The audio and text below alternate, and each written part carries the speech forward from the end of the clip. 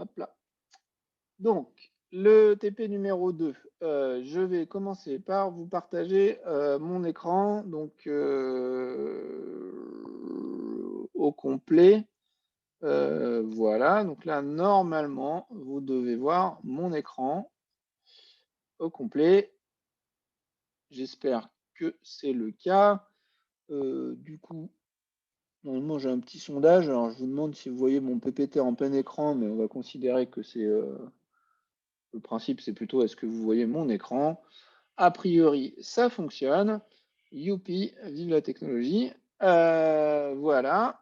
Donc, l'objectif de ce TP, c'est de vous faire manipuler des données de trafic et pour le coup, des données réelles, voilà, presque pas retraitées.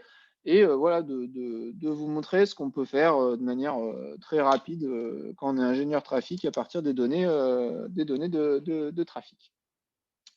Ici, c'est des données qui ont été récupérées sur une autoroute avec des boucles électromagnétiques. Les boucles, on en a parlé dans la capsule 2, peut-être. Donc, vous pouvez cliquer sur dans la chaîne YouTube pour revoir la capsule 2 au besoin. Et ces boucles électromagnétiques, donc on avait vu que c'était des petits circuits électriques qui étaient sous la chaussée, grosso modo. Quand il y a une voiture qui passe dessus, on détecte, ça induit un champ magnétique, on détecte donc le passage du véhicule.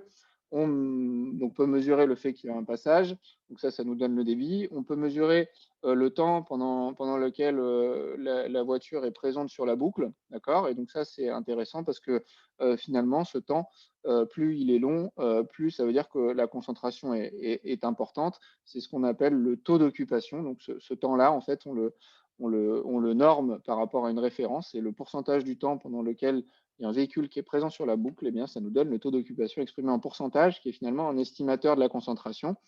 Pourquoi je dis un estimateur? Parce que la concentration, c'est une donnée spatiale. Pour faire la concentration, il faudrait faire une photo, faire des boîtes d'une certaine longueur et compter combien il y a de véhicules par boîte. Là, on a des observations, enfin des mesureurs qui sont fixes, qui sont en un lieu de l'espace. Donc, on ne peut pas faire de mesures spatiales. Et donc, à l'aide de ce taux d'occupation, c'est-à-dire du pourcentage du temps pendant lequel la boucle est occupée, pendant lequel un véhicule est présent, on a un estimateur de la concentration. Donc, les boucles, ça mesure le débit, ça c'est facile, véhicule par unité de temps, le taux d'occupation et ce qu'on appelle la vitesse, enfin, non pas ce qu'on appelle, et la vitesse moyenne des véhicules. Donc, ces trois grandeurs. Et nous, on va utiliser ces trois grandeurs pour essayer de qualifier, comprendre ce qui se passe sur notre section de route.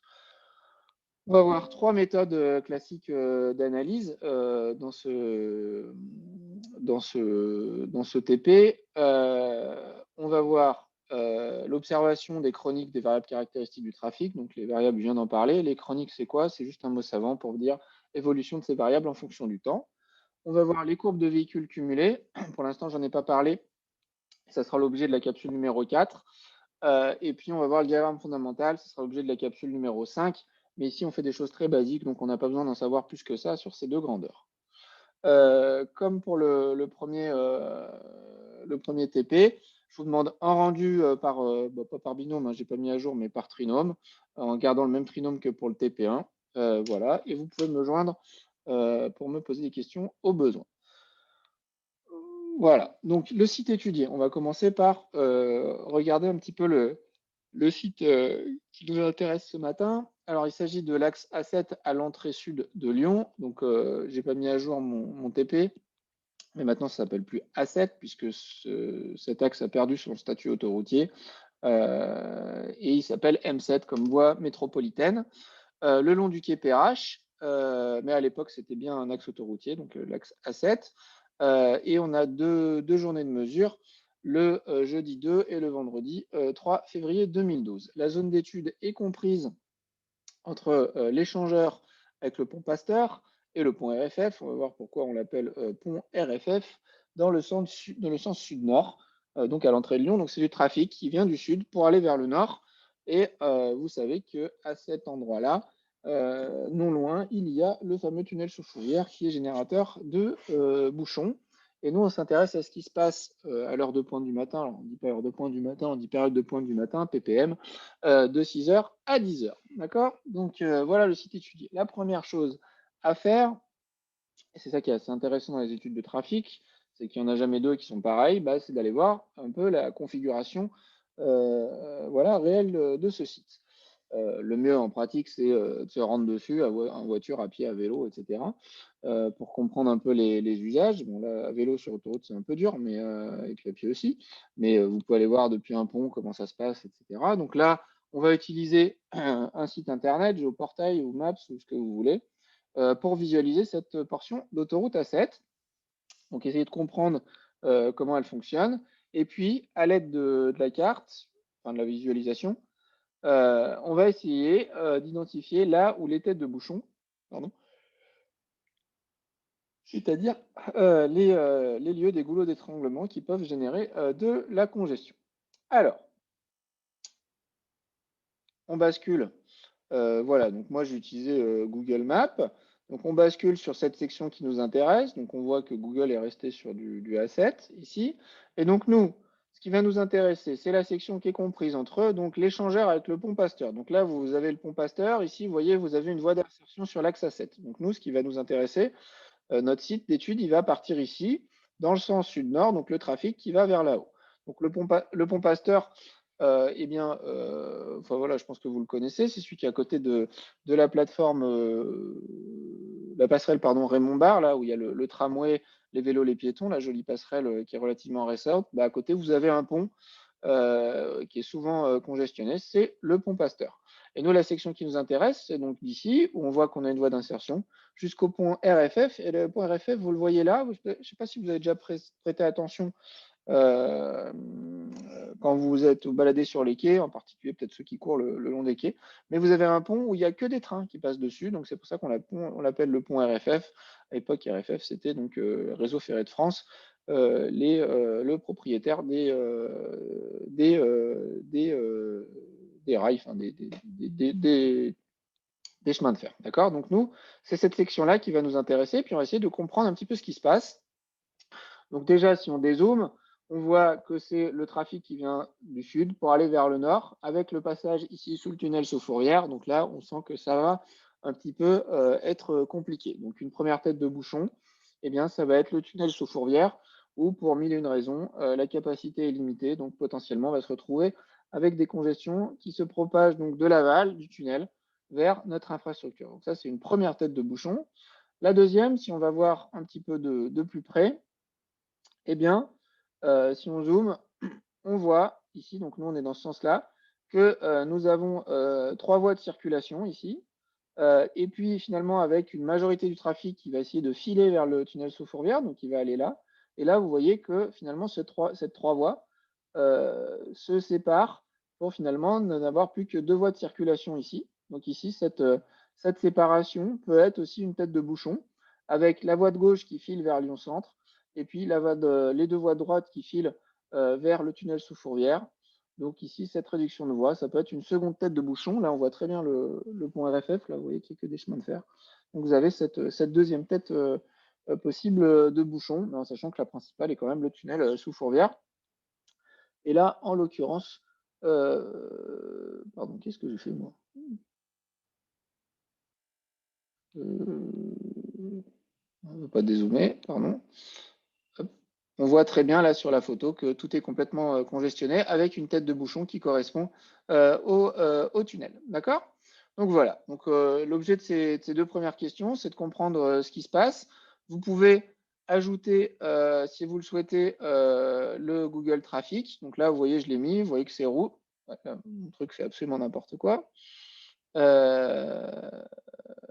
Voilà. Donc attendez, si vous voulez, vous pouvez rajouter donc le Google Traffic. Avec là, bon, là, c'est les conditions en temps réel, mais vous pouvez aller voir avec le trafic habituel. Non, on ne le voit pas. Si, normalement, on devrait le voir. Donc, vous pouvez jouer avec ça et puis m'expliquer un petit peu ce qui s'est passé. Donc, je ne sais pas pourquoi moi, ça ne s'affiche pas.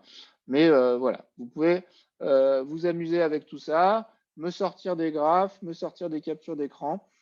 pour m'expliquer ce qui se passe et me justifier ces deux têtes de bouchon. OK? Donc rien de bien compliqué de ce côté-là. C'est pour prendre un peu connaissance du site global. OK? Donc nous, finalement, on arrive à schématiser le site d'études de la manière suivante, à savoir que on a du trafic là qui va du gauche vers la droite. En aval, donc on a cette séparation avec deux voies qui filent vers le tunnel sur Fourvière et puis une voie à gauche qui file vers Lyon-Centre. En amont, donc ça c'est au niveau du pont Pasteur, on a une voie d'insertion et nos voies générales. Et ce site est équipé de 3 boucles de comptage, numérotées de 1 à 3, la boucle 1 étant la plus en aval, la boucle 3 la plus en amont, donc la boucle 1, 730 mètres en amont, la boucle 2, 420 mètres encore en amont, la boucle 3. D'accord? Et donc on va utiliser ces boucles de comptage pour comprendre ce qui se passe sur notre infrastructure.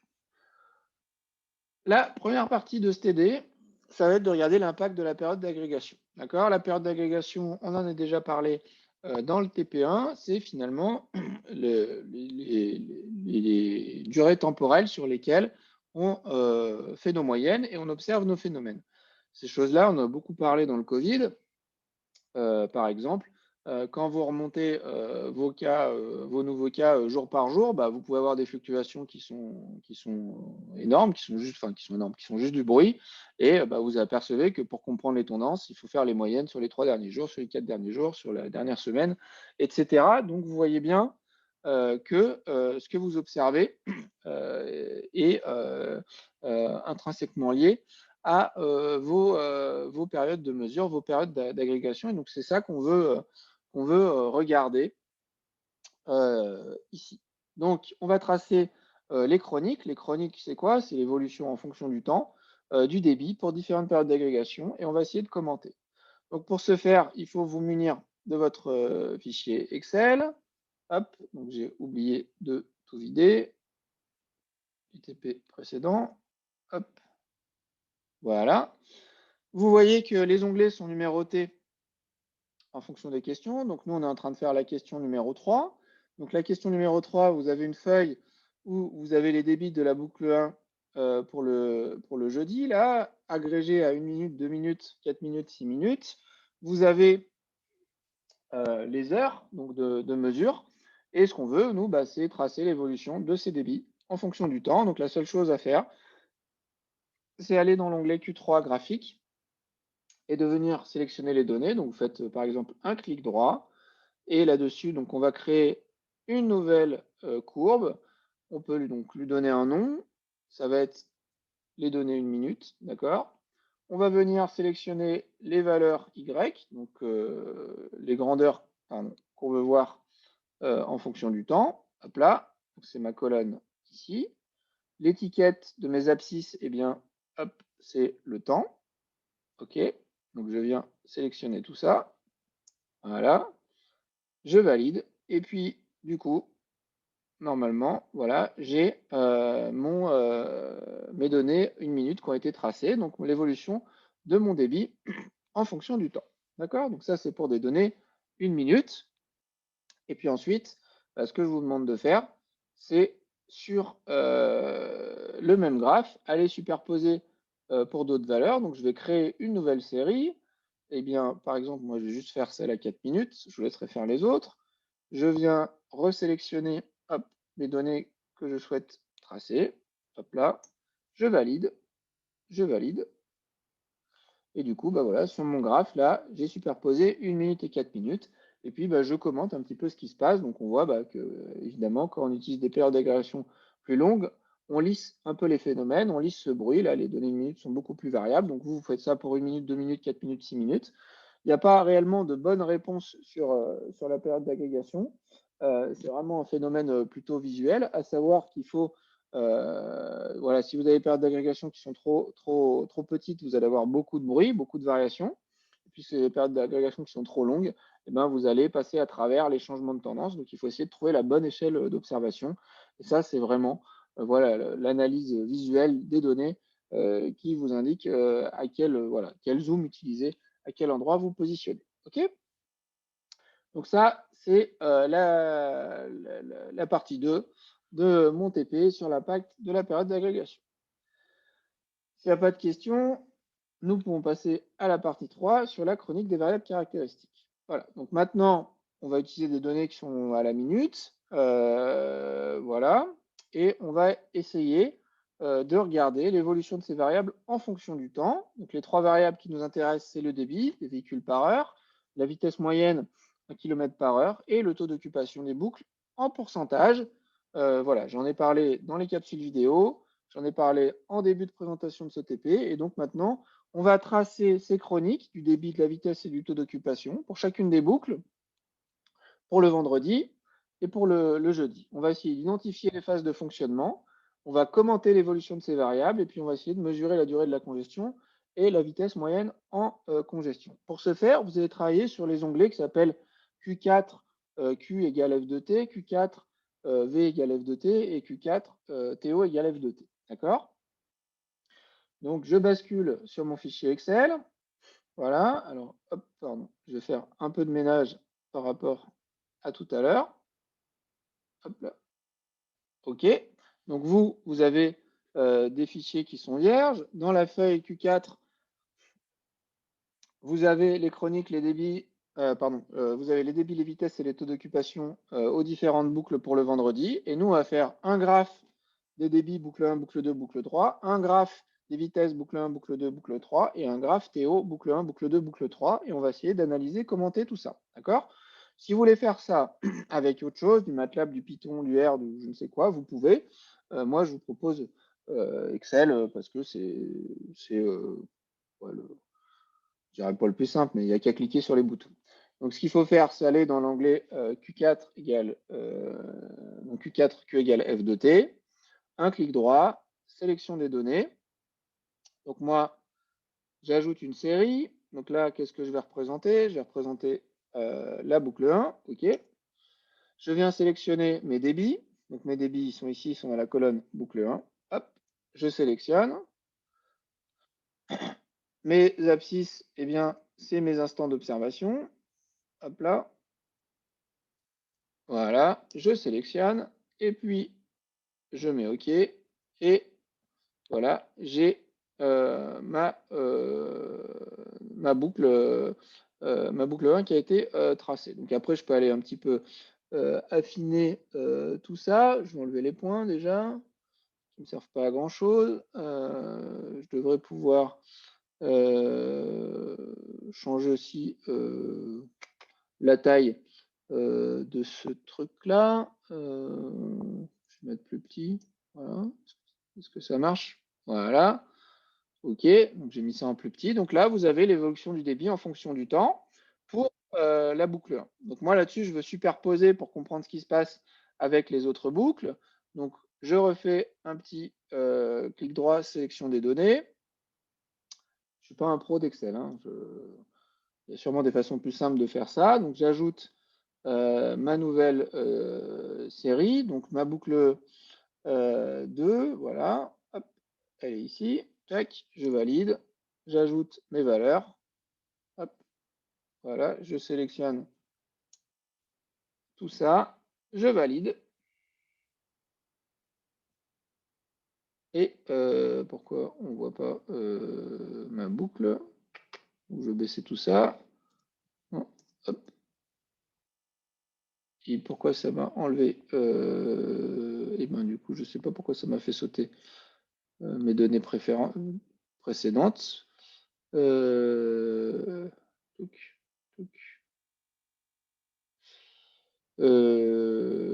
Hop là, et ben, j'ai dû faire quelque chose qui ne va pas. Donc je vais recommencer. Donc là j'ai ma boucle 2. Ah, tiens, en train de planter, c'est bien ça. Hop, voilà. Je vais recommencer ma boucle 1. Donc je vais sélectionner mes données. J'ai dû faire une erreur quelque part. Voilà, mes valeurs. Hop. Donc j'ai mon fichier, mon Excel qui fait absolument n'importe quoi. L'étiquette des abscisses. Hop là. Voilà. Et donc là, normalement, si tout se passe bien, voilà. j'ai mes deux courbes superposées. Donc, je vais baisser la largeur de ce truc-là. OK. Donc là, j'ai ma boucle 1 en bleu, ma boucle 2 en rouge. Et puis, je vais venir hop, sélectionner des données supplémentaires. Donc, je vais rajouter ma boucle 3. Vous commencez à comprendre le truc, hein. Je ne sais pas si certains le font en même temps, hein, mais il n'y a rien de bien compliqué. Voilà. Tac. Les valeurs que je veux représenter. Voilà. Tac. Je valide. Je clique sur OK. Hop. Je vais changer la taille de ce machin. Voilà. OK. Donc là, j'ai mes trois boucles. Donc maintenant, je suis en mesure un petit peu d'analyser tout ça. OK. À savoir que eh bien, si je regarde mon évolution de mon débit en fonction du temps, voilà, de 6 heures à, on va dire, 6h30, j'ai des débits qui sont relativement faibles, hein, qui sont inférieurs à 2000. Une voie de circulation comme ça en autoroutier, ça va monter à 2000, 2200, il y en a 3. Donc on devrait, voilà, on est très loin de la capacité. Ensuite, on a une montée en charge progressive entre 6h30 et 7h20. Ensuite, on a un niveau reste très élevé de débit, entre 4000 et 5000, jusqu'à 8h50. Et après, on a une chute des débits, avec des débits nettement plus faibles, de 8h50 à, on va dire, 10h, la fin de notre période d'observation. Donc la question, c'est de savoir à quoi correspond cette chute de débit. Est-ce que c'est de la congestion? Est-ce que c'est une congestion? Donc ça voudrait dire que finalement, mon débit a été limité parce que en aval de tout ça, j'ai un goulot d'étranglement, ou est-ce que j'observe des débits plus faibles parce que finalement j'ai moins de personnes sur mon réseau, donc j'ai une baisse de la demande. Donc comment conclure entre les deux? Eh bien ça, si on observe uniquement les débits, c'est un peu difficile puisque on ne sait pas comme ça au premier regard si la baisse du débit est liée à la baisse de la demande ou effectivement à une congestion qui remonte de l'aval. Donc pour essayer de conclure, on va tracer les vitesses en fonction du temps. Donc là, je vais les laisser, hein. Voilà. C'est pas du tout ça que je voulais faire. Pardon. Donc ça, c'est voilà, ce que j'ai tracé de la même manière que tout à l'heure, hein, en venant sélectionner mes différentes données. Et puis, ben, donc, du coup, vous pouvez faire la même chose et vous allez vous retrouver avec ça. Donc, avec l'évolution de la vitesse à la boucle 1, l'évolution de la vitesse à la boucle 2, l'évolution de la vitesse à la boucle 3. Donc, on voit que la vitesse, bon, elle est très élevée, voilà, jusqu'à, donc j'ai parmi l'étiquette des, euh, des axes horizontales, donc je vais le remettre pour qu'on ait l'heure. Tac, voilà. Oh là là, c'est n'importe quoi, mon machin. Pas une pub pour Excel, hein, ce tutorat. Hop, OK. Voilà, donc la vitesse, donc c'est une limite à 90, hein, mais elle reste quand même assez élevée, même s'il y a quelques fluctuations jusqu'à 8h50. Et après, on voit des chutes de vitesse en dessous des 20 km/h. Donc là, on est clairement en congestion, hein, 20 km/h, alors que la limite est à 90, c'est quand même pas très élevé. Et du coup, on voit ces chutes successives. Donc ça nous permet de conclure au fait qu'on avait bien une congestion, que ces chutes de débit n'étaient pas dues à une baisse de la demande, mais étaient bien dues à l'apparition d'une congestion. Et puis, ce qu'on voit aussi, c'est que finalement, ces chutes, entre la boucle 1, la boucle 2 et la boucle 3, elles n'ont pas lieu au même moment. Et donc, finalement, si on avait été un petit peu plus attentif à nos courbes, on aurait pu conclure dès le débit qu'on était en présence d'une congestion. En effet, là, on voit que le débit commence à chuter à la boucle 1, avant de chuter à la boucle 2, avant de chuter à la boucle 3. Donc finalement, ça veut dire que le débit commence à se réduire par l'aval, puis remonte, puis ces baisses de débit remontent vers l'amont de l'infrastructure. Donc là, on est bien dans une congestion qui atteint la boucle 1, le débit est réduit, atteint la boucle 2, le débit est réduit, puis atteint la boucle 3.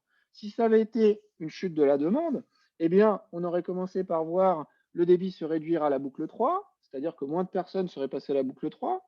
Puis bah, le fait qu'il y ait moins de demandes à la boucle 3, on aurait retrouvé moins de demandes à la boucle 2, puis moins de demandes à la boucle 1. Donc finalement, cette dynamique spatiale sur les débits, si on avait été un petit peu plus attentif, nous aurait permis de conclure directement à une congestion. D'accord?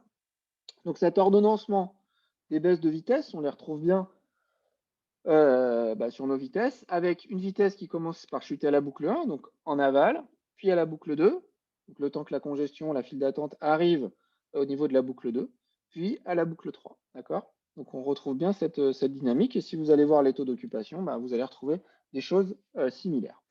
Donc moi, je vous demande de faire ça, de me commenter ça avec vos mots à vous, et puis après de mesurer combien de temps on a eu de congestion sur chacune des boucles, et puis me trouver une vitesse moyenne. Donc c'est uniquement graphique, hein, vous n'allez pas vous embêter à faire sélectionner des données, calculer des moyennes. Hein. Là, vous me tracez un trait sommaire en me disant, bon voilà, la vitesse elle est peut-être à 10 ou 15 à l'heure.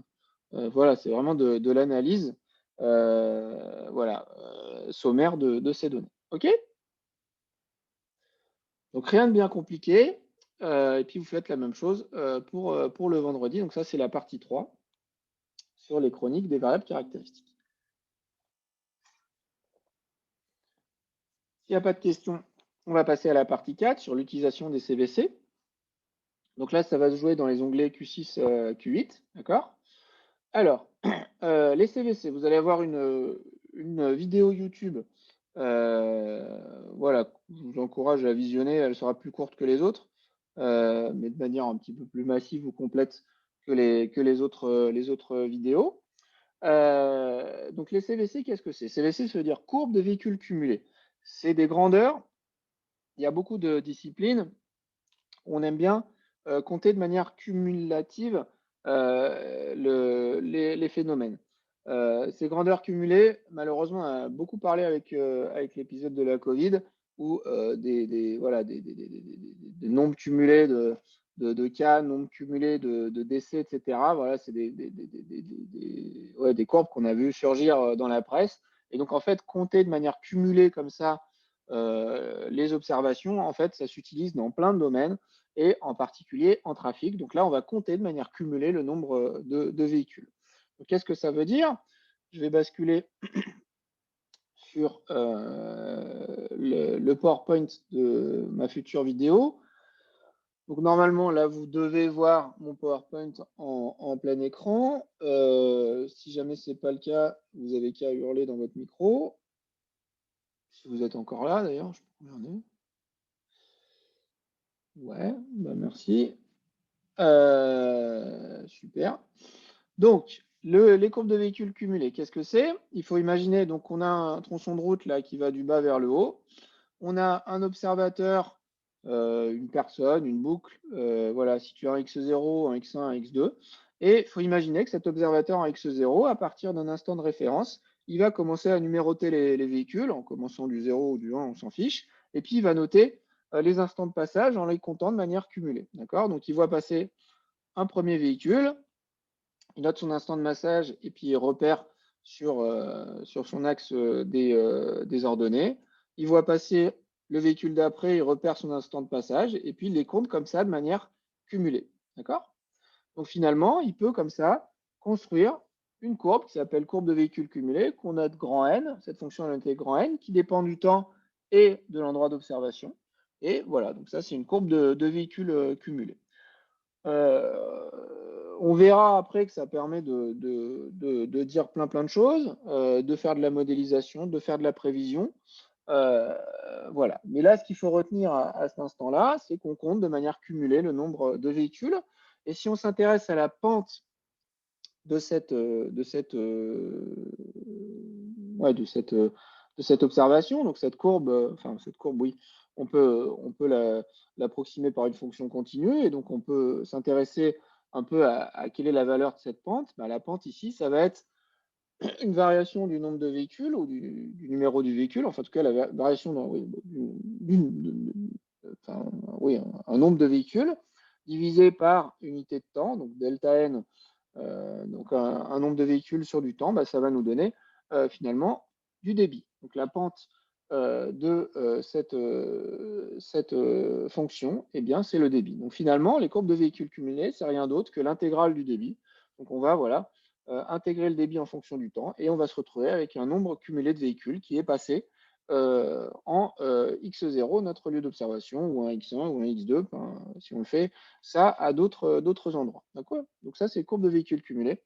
Rien de bien compliqué, et on reviendra dessus dans la capsule vidéo numéro 4. OK? Donc nous, on va essayer d'en construire à partir de données réelles. Donc là, tout se passe dans l'onglet Q6, je crois. Et puis, on va faire donc des CVC, les observer. Puis après, on va vite voir que sur les CVC, on voit les choses, mais pas exactement comme on aimerait. Donc, on va faire ce qu'on appelle des CVC obliques, c'est-à-dire qu'on va retirer une référence à ces CVC pour essayer d'exacerber les variations. Donc, on va commencer par construire les CVC. Donc, je bascule euh, donc là, je vais vous enlever tout ça et puis on va le faire ensemble. Hop, hop.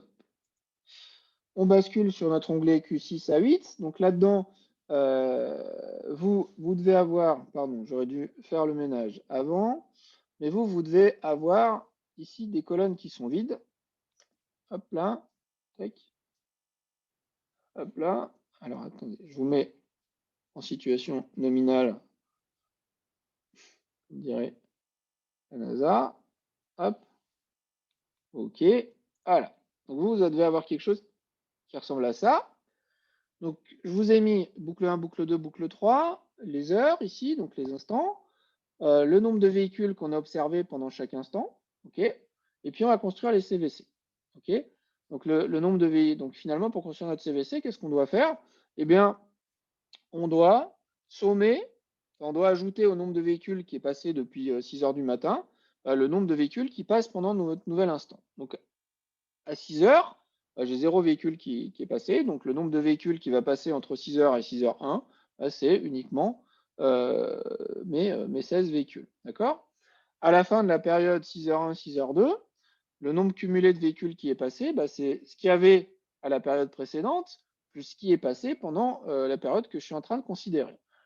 Voilà, donc on compte juste de manière cumulée le nombre de véhicules. Comment on traduit ça dans Excel? Eh bien, ma formule, donc que je commence par un égal, ça va être ce qui est passé avant, c'est-à-dire la case du dessus, plus ce qui passe pendant ma nouvelle période d'observation, donc la case de gauche. Je valide, et donc là, on voit que finalement, à la fin de la période 6h01, j'aurai 36 véhicules qui sont passés, les 16 qui sont passés de 6h à 6h01, plus les 20 qui sont passés de 6h01 à 6h02. D'accord? À la fin de la période 6h02, eh bien, combien j'aurai de véhicules cumulés qui sont passés? Ce qui était passé entre de 6h enfin, ce qui est passé à 6h et 6h01, donc la case du dessus, plus ce qui passe à l'instant 6h02, donc la case de gauche. OK? Donc voilà, là je suis en train de sommer de manière cumulative mes nombres de véhicules. Donc si vous allez dans l'onglet CVC, normalement, vous allez voir se dessiner. Donc, non, je ne sais pas ce que j'ai fait, j'ai dû me rater, mais vous, ça doit se dessiner automatiquement, votre CVC. D'accord? Donc là, pour étendre cette formule, si vous allez sur le petit carré vert, vous avez une croix noire qui apparaît, vous devez cliquer dessus et ça étend votre formule. D'accord? Donc on fait ça. Donc vous, normalement, ça se trace automatiquement. Moi, je vais le refaire ici. Je vais donc aller sélectionner mes données. Hop là. Tac. Hop. Non, c'est pas du tout ça que je suis en train de faire. Hop là. Normalement, ça se fait automatiquement. Alors, attendez. Je vais relancer mon truc. Pardon. Hop. Tac. Je m'excuse.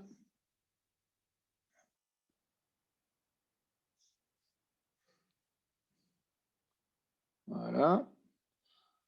Hop, donc on revient. Vous avez ça. Donc on refait notre petite formule. Hop, donc la case du dessus plus celle de gauche. Hop, la case du dessus plus celle de gauche. Hop, donc si vous faites ça, normalement dans l'onglet CVC, vous devez voir voilà, votre CVC en train de se dessiner. OK. Donc pour étendre la formule, on va sur le petit carré vert.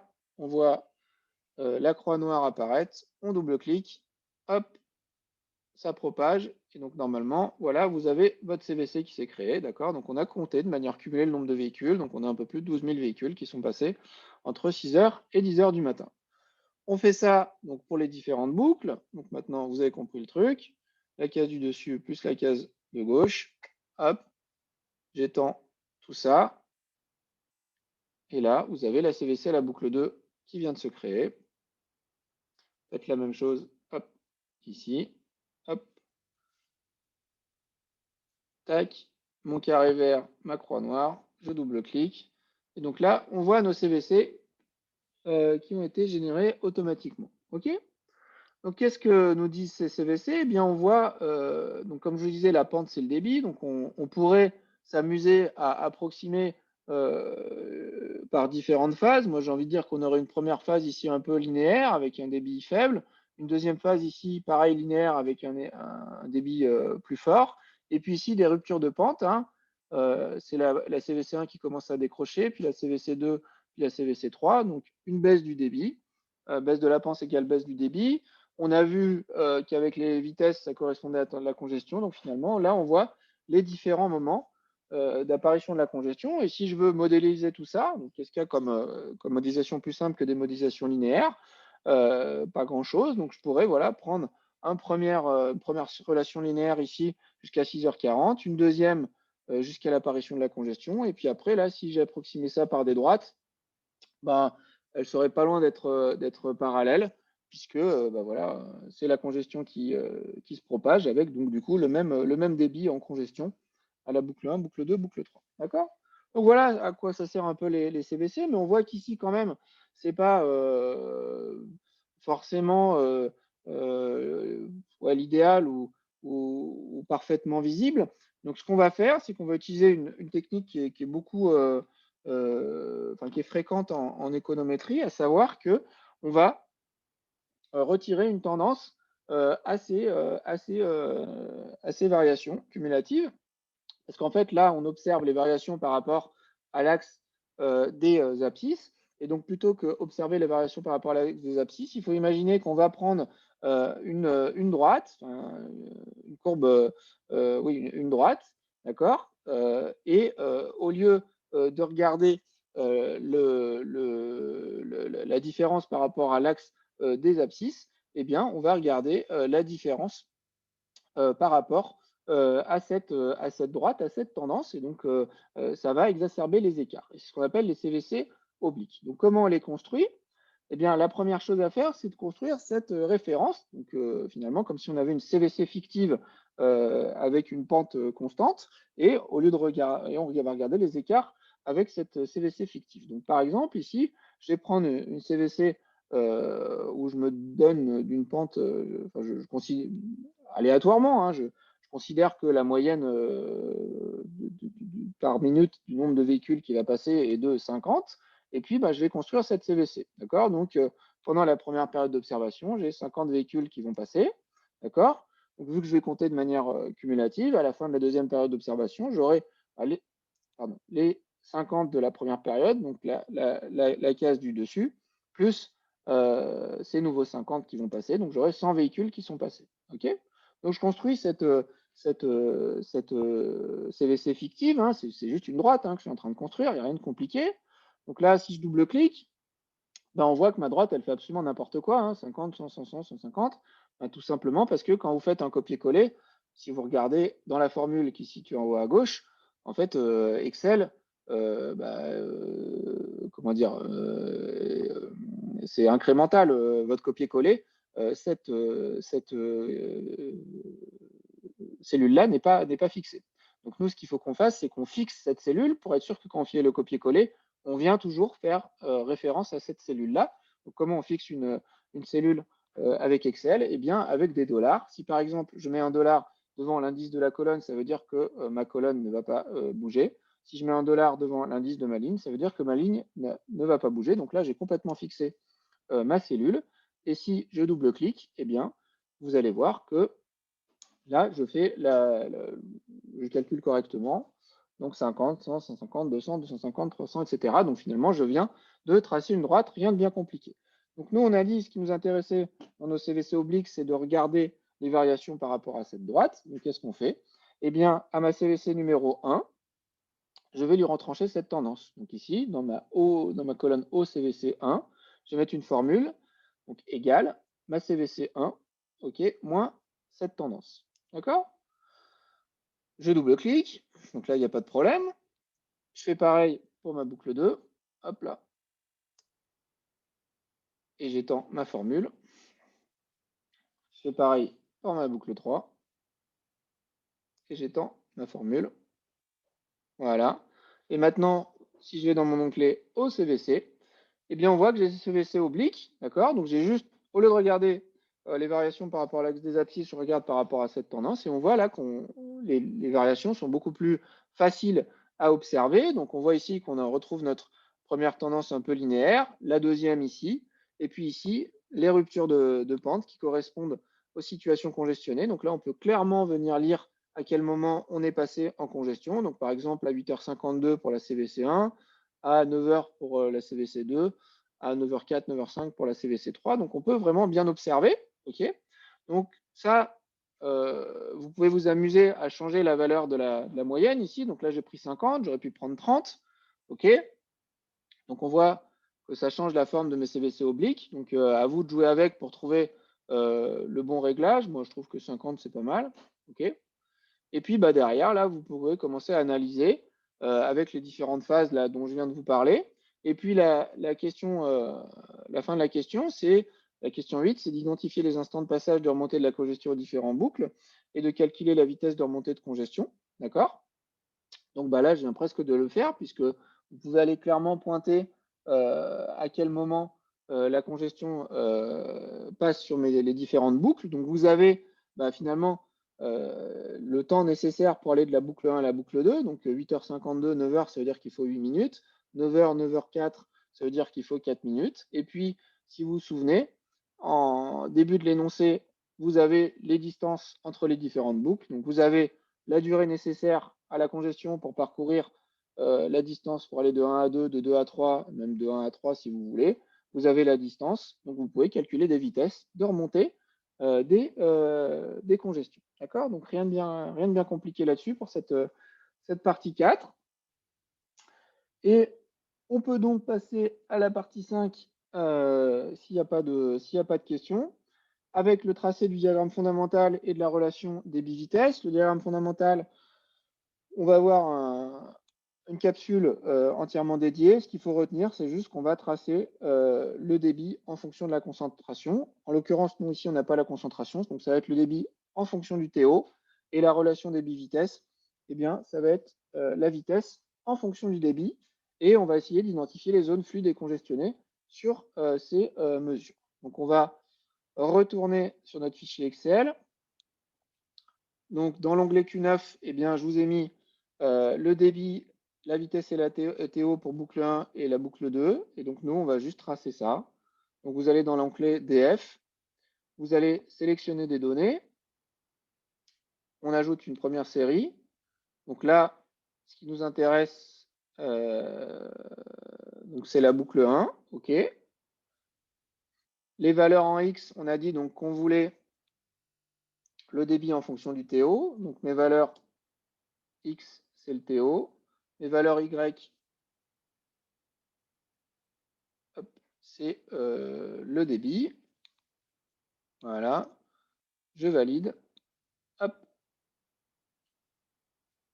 Et j'ai donc ce magma-là. Je vais modifier mon type de graphique parce que moi, ce qui m'intéresse, c'est des nuages de points. Je n'ai pas besoin de les relier entre eux. Et donc, on voit, voilà, nos différentes mesures pour notre boucle 1. On peut faire pareil hop, pour la boucle 2. Donc je vais aller sélectionner, voilà, rajouter une nouvelle série. Hop. Une fois de plus, hein, il y a des moyens beaucoup plus rapides de tracer tout ça, même en Excel. Mais moi, voilà, je vous présente juste un moyen sûr pour en plus bien comprendre ce qu'on fait. Vous voyez, ça ne prend pas non plus énormément de temps hein, de produire tous les graphes, puisque je les ai pratiquement tous faits en vous parlant et en vous présentant. Ça se trouve, vous en avez fait même plus que moi en m'écoutant. Voilà. Donc là, c'est la boucle 2. Donc vous avez vos différents points de mesure. Vous pouvez affiner votre graphique. Donc le jeu là-dedans, c'est d'identifier la situation fluide et congestionnée. Vous pouvez me rajouter autant d'informations que vous voulez hein, sur les graphes, me tracer des segments de droite, me mettre des zones en vert, en rouge, ce que vous voulez pour m'expliquer, pour analyser les données. Donc qu'est-ce qu'on voit? On voit que lorsqu'on augmente le TO, là, quand on passe de 0 à 15%, donc ça veut dire qu'on a de plus en plus de gens sur notre infrastructure, le débit augmente, donc on est plutôt dans une situation fluide. Plus il y a de gens, plus j'ai un débit qui augmente. Et puis après, quand je franchis ces 15, 16, 20% là, plus je rajoute des gens, plus le débit baisse. Donc là, je suis plutôt dans une situation congestionnée. Donc on a comme ça ces deux situations avec quelque chose à identifier qui est un peu le TO critique, hein, c'est-à-dire que quand on passe les 17%, on va dire, on bascule du fluide au congestionné. On voit qu'on a beaucoup de bruit aussi ici. Voilà, on voit aussi que nos points sont tous bien rangés. Donc ça, c'est pas une magie du trafic, c'est juste que les TO, malheureusement, les taux d'occupation, ils sont sauvés comme des entiers. Je sais pas pourquoi d'ailleurs. Du coup, bah, nos points sont tous alignés, alors que sûrement, en fait, ces taux d'occupation, c'était pas, par exemple, ici 6, mais c'était peut-être 6,2, 5,8. Bon, bref, ils sont tous arrondis au niveau des entiers, ce qui crée un peu de bruit supplémentaire dans nos mesures. D'accord? Et puis, bah, on fait la même chose sur débit vitesse. On va aller sélectionner des données. Donc là, maintenant, vous avez compris le truc, hein. Hop là, rien de bien compliqué. Sauf que là, ce qui va nous intéresser, c'est plus le TO, mais la vitesse. Donc mes X, ça va être mon débit. Mes Y, ça va être mes vitesses. Voilà. Hop là. Je valide, je trace tout ça. Hop là, je change mon type de données voilà, pour avoir des nuages de points. Voilà. Et donc là, on voit bah, une autre façon de différencier du fluide et du congestionné, à savoir que voilà, plus le débit augmente, là, vous avez des vitesses qui restent relativement élevées, au-delà des 70 km/h. Et puis après, bah, vous voyez, quand le débit baisse, la vitesse baisse aussi. Donc on passe ici dans des situations congestionnées avec, voilà, ici on peut identifier le débit maximum de notre infrastructure, à savoir vers les 5700, 5800 véhicules par heure. Ces débits maximums sont observés pour des vitesses voilà, entre 50 et 70 à l'heure. Donc voilà, ça c'est toutes les informations que vous pouvez me donner avec voilà, la partie haute du nuage de points qui correspond au fluide, la partie basse à la situation congestionnée. Voilà, je crois qu'on a fait le tour de la présentation de ce TP. Donc du visuel à l'aide d'un Google Maps ou d'un géoportail pour comprendre ce qui se passe. Ensuite, on regarde la période d'agrégation, l'impact de la période d'agrégation. Ensuite, on regarde les chroniques. Donc, une fois de plus, c'est un mot savant pour dire évolution en fonction du temps des différentes variables. On commente, on analyse. Après, on utilise les courbes de véhicules cumulés et les courbes de véhicules cumulés obliques pour identifier, pareil, pour trouver les phases de fonctionnement plus simplifiées et puis aussi les instants de passage de la congestion, les vitesses de propagation de la congestion. Et puis après, diagramme fondamental, donc le débit en fonction de la concentration, relation débit-vitesse, la vitesse en fonction du débit, pour identifier les zones fluides, les zones congestionnées, le débit maximum observé, et puis les valeurs critiques. Donc critique, c'est le passage du fluide au congestionné pour les différentes grandeurs, TO et vitesse. OK, donc voilà, rien de bien compliqué, ça ressemble vraiment, enfin c'est des données réelles, ça ressemble vraiment à des études de trafic basiques d'analyse de la situation qu'on peut faire de manière opérationnelle. Et voilà, donc si vous avez des questions, c'est le moment. Sinon, bah, je vais rendre l'antenne et puis je vous dis à la semaine prochaine et je suis disponible par mail quand vous serez en train de faire votre TP. Voilà, merci à vous.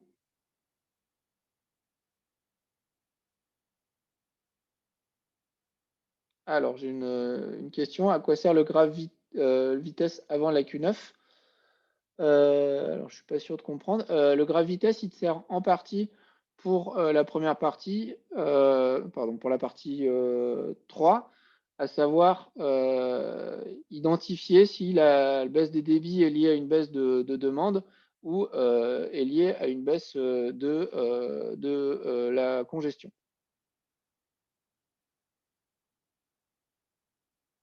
Pardon, pas une baisse de la congestion, à l'apparition d'une congestion.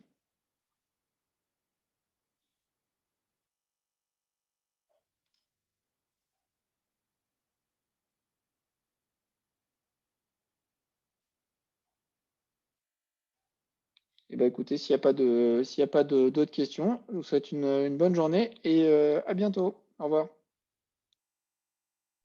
Au revoir.